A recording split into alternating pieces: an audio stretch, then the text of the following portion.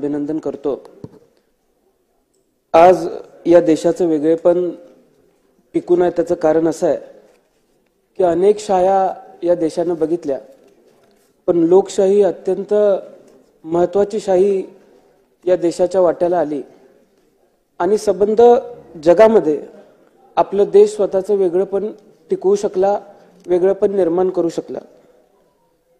त्याचं दुसरंही कारण असं आहे की संसदीय पद्धत जी आपण कमावली त्या संसदीय पद्धतीमुळे आपल्या लोकशाहीला एक वेगळं महत्त्व निर्माण झालं।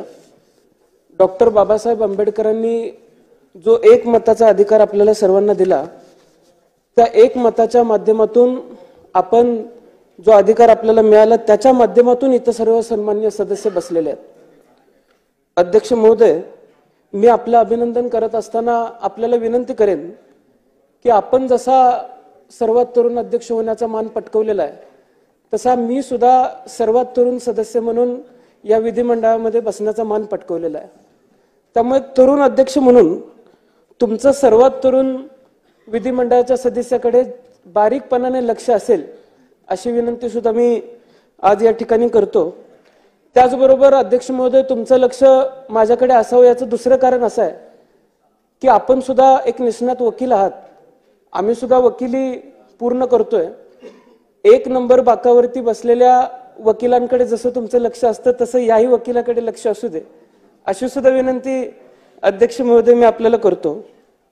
अगदी या सदनाची आपण इतिहास बघितला तर डॉक्टर स्वर्गीय मावळकर साहेब असतील यांनी 1937 साली पहिल्यांदा अध्यक्षपद भूषवलं आणि त्याच्यानंतर त्यांनी चांगलं काम केलं म्हणून लोकसभेचं अध्यक्षपद भूषवण्याची संधी सुद्धा त्यांना मिळाली।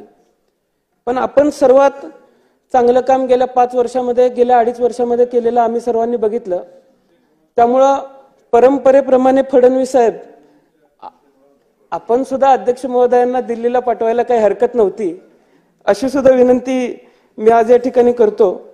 मी अध्यक्ष महोदय आपल्याला एक सांगेन की या सदनाची गरिमा राखत असताना अनेक मोठी नावं या सदनामध्ये घडली, अनेक मोठी परंपरा, खूप मोठी परंपरा या सदनाने निर्माण करण्याचा प्रयत्न केला आणि तशा काळामध्ये आपली कारकीर्द जर बघितली तर आपण चांगलं काम आतापर्यंत सदस्य म्हणून केलेलंच आहे, पण या पुढच्या काळामध्ये सुद्धा विरोधी पक्षावरती आपलं लक्ष असेल।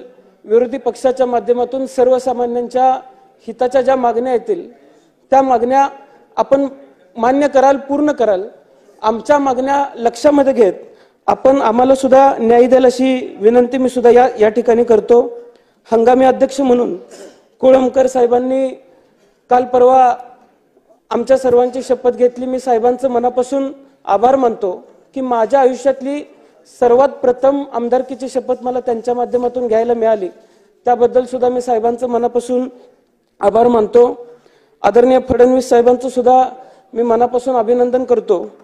फडणवीस साहेब, संत तुकारामांच्या वाणीतून एक अभंग आलेला आहे की अमृताहुनी गोड तुझे नामदेवा।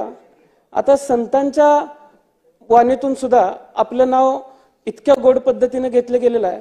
त्यामुळं पुढच्या काळामध्ये काम करत असताना तुम्ही विरोधी पक्षाला गोड पद्धतीची वागणूकच द्याल अशी विनंती सुद्धा मी आज या ठिकाणी आपल्याला करतो। आणि फडणवीस साहेब, अमृताहुनी गोड मी मुद्दामच म्हणलं कारण पुराणामध्ये सुद्धा अमृताला एक वेगळं महत्व होतं आणि आजही अगदी मी आपल्याला फडणवीस साहेब विनंती करेन की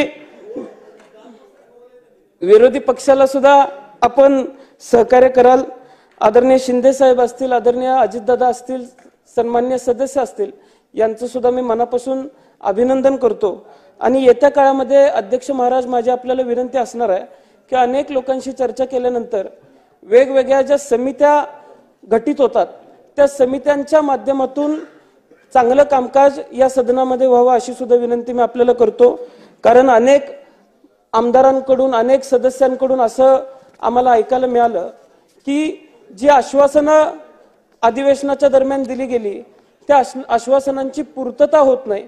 त्यामुळे आश्वासन समिती असेल किंवा इतर समित्या असतील याचं सुद्धा आपण चांगल्या पद्धतीने वचक त्यावरती ठेवावा आणि त्या माध्यमातून सन्मान्य सदस्यांना न्याय देण्याची भूमिका आपण सर्वांनी घ्यावी।